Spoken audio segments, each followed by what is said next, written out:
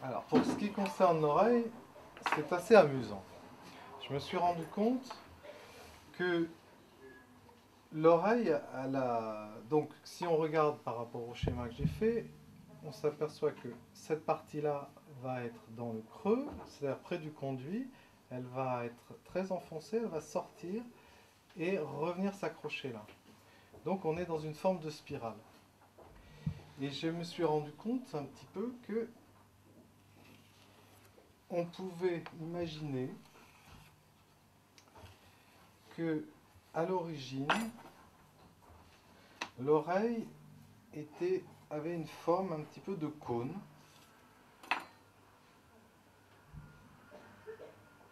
Voilà. Et que si on comprimait ce cône, alors c'est assez délicat, mais si on comprimait le cône,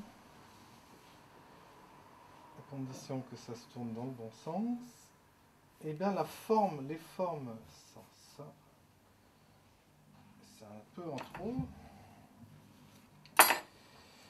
Donc si on comprime le cône, et bien on va se retrouver grosso modo, mais assez précisément si la Terre voulait bien le faire, avec la façon dont les plis de l'oreille s'organisent.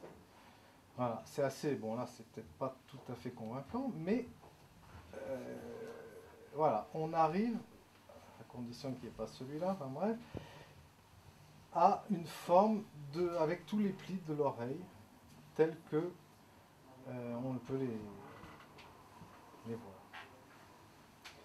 Voilà, et ça c'est bon, j'ai trouvé ça assez rigolo d'imaginer qu'on avait deux cônes à l'origine, ou qu'en tout cas on pouvait penser avoir deux cônes sur les oreilles comme les martiens, et que la rétraction de ce cône crée les plis et les circonvolutions du pavillon de l'oreille. Voilà, j'ai trouvé ça amusant.